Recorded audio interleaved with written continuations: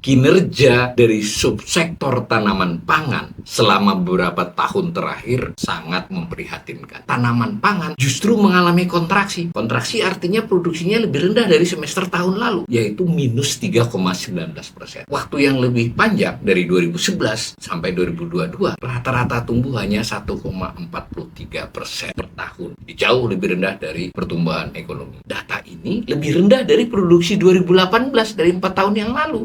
Bahkan lebih parah terjadi pada beberapa komoditas tanaman pangan utama lainnya. Antara lain ubi kayu. Ubi kayu itu produksi tahun 2021 itu hanya 15 juta ton. Padahal dahulu tahun 2012 kita pernah mencapai 24 juta ton. Ketergantungan pada impor sangat membahayakan ya bagi kecukupan pangan. Sangat jauh kita dari soal kemandirian pangan. Ketahanan pangan suatu negara, kecukupannya, kemandiriannya itu sangat menentukan bagaimana negara itu bisa eksis di kemudian hari.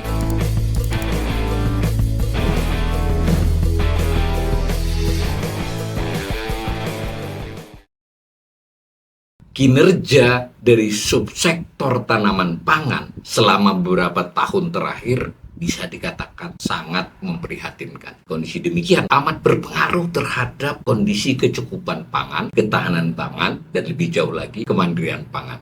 Pertumbuhan ekonomi Indonesia pada semester 1 2023 itu mencapai 5,11%. Namun khusus subsektor tanaman pangan justru mengalami kontraksi. Kontraksi artinya produksinya lebih rendah dari semester tahun lalu, yaitu minus 3,19%. Kinerja semacam ini melanjutkan prestasi tahun 2021 yang juga kontraksi minus 1,40% dan hanya tumbuh tipis atau nyaris tidak tumbuh 0,08% pada tahun 2022. Jadi kondisinya benar-benar kontraksi. Secara waktu yang lebih panjang dari 2011 sampai 2022, jadi selama 11 tahun, memang subsektor tanaman pangan rata-rata tumbuh hanya 1,43% per tahun. Jauh lebih rendah dari pertumbuhan ekonomi. Sebagai informasi, subsektor tanaman pangan itu merupakan bagian dari sektor pertanian. Badan Pusat Statistik itu mencatat produksi barang dan jasa di Indonesia itu ke dalam 17 sektor. Salah satu sektornya sektor pertanian. Di dalam sektor pertanian itu ada subsektor tanaman pangan. Ini mengakibatkan porsi terhadap keseluruhan pertanian maupun keseluruhan PDB juga mengalami penurunan. Dia hanya di kisaran 2,50% ya, 2,5% dari seluruh PDB. Data semacam ini terkonfirmasi juga dari data pertumbuhan yang sifatnya kuantitatif, fisik ya. Jadi misalnya ton, kuintal begitu, dilaporkan bahwa produksi padi tahun 2022 hanya 54,75 juta ton. Dan itu relatif stagnan dari 2019 yang naik turun di kisaran 55 juta ton. Data ini lebih rendah dari produksi 2018 dari 4 tahun yang lalu.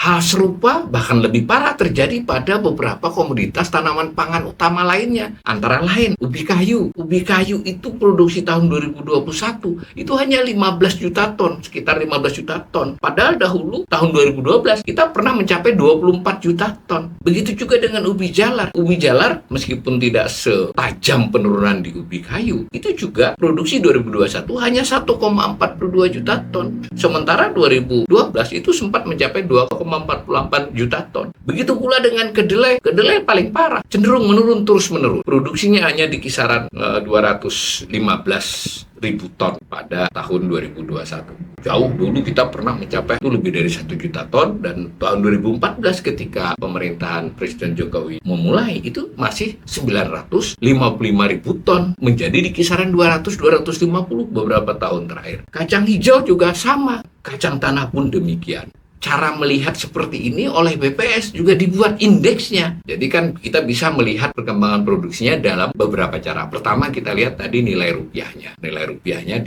dengan harga konstan itu juga dilakukan BPS, mengindikasikan terjadi penurunan atau kenaikan yang tidak signifikan, sekurang-kurangnya stagnan lah dari produksi tanaman pangan. Lalu data BPS yang sifatnya produksi tonase gitu untuk beberapa komoditas tanaman pangan utama juga mengalami penurunan. Lalu cara ketiga adalah dengan melihat indeks yang sekarang dipakai BPS itu tahun 2010 sebagai tahun dasar. Jadi 2010 itu adalah 100 indeksnya. Maka kalau tahun 2012 misalnya produksinya sama, indeksnya 100 juga. Kalau dia 110 berarti 10% lebih besar daripada tahun 2010. Nah, apa yang terjadi? Pada tahun 2021 ini, keseluruhan indeks tanaman pangan itu 92,51. Artinya seluruh produksi tanaman pangan tahun 2021 itu hanya 92,51% dari tahun 2010. Melihat tadi data kita tentang padi, tentang kacang tanah, ubi kayu, ubi jalar yang menurun drastis, mengapa cuma 92,51? Karena ada yang naik, antara lain jagung. Tapi hanya jagung atau hanya 2-3 tanaman pangan utama ya cuma jagung yang meningkat, yang lain cenderung menurun. Kembali ke indeks. Jadi 92,51 tahun 2021. Data 2022 belum keluar. Tapi dengan tadi data pertumbuhan sektor tanaman pangan bisa diduga ini akan turun lagi dari 92,51. Produksi komoditas padi misalnya itu 81,87. Berarti produksi padi tahun 2021 itu hanya sebanyak 81,87% dibandingkan 2010 jika diukur dengan cara yang sama ya. Nah, kedelai itu paling parah. Kedelai hanya 23,86. Jadi selama 11 tahun itu kedelai produksinya merosot hingga menjadi hanya 23,86%. Kacang tanah 52,4, kacang hijau 76,39, ubi kayu 72,98. Hanya jagung yang lebih dari 100 artinya meningkat. Kita tadi di depan sudah mengatakan sektor tanaman pangan ini adalah sektor yang krusial bagi negara seperti Indonesia dengan penduduk yang sangat banyak. Tentu saja kecukupan pangan bisa diatasi dengan impor, tapi untuk penduduk dengan jumlah yang sangat banyak ini, ketergantungan pada impor sangat membahayakan ya bagi kecukupan pangan. Kalau kita memakai istilah yang lebih mendasar yaitu ketahanan pangan, tidak hanya cukup, tapi punya daya tahan sekian bulan, sekian waktu. Itu kita ketahanan pangan juga rawan. Tentu pangan tidak hanya tanaman pangan ya, ada ternak, tapi ini dari sisi tanaman pangan itu jelas tantangannya berat. Ada lagi istilah yang lebih menyeluruh namanya kemandirian pangan. Jadi itu lebih luas lagi. Sangat jauh kita dari soal kemandirian pangan. Maka menurut saya produksi tanaman pangan ini bukanlah hal yang bisa dianggap sepele.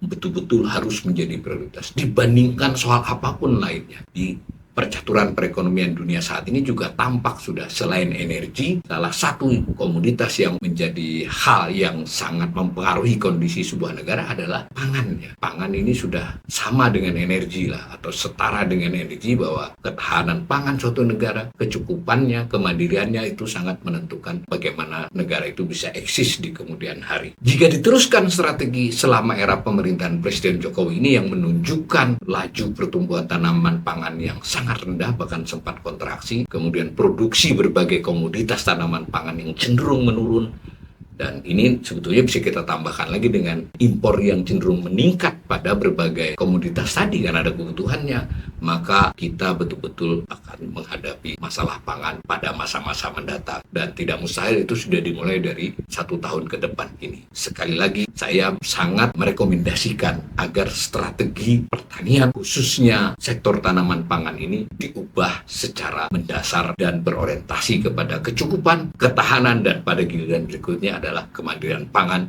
buat Indonesia.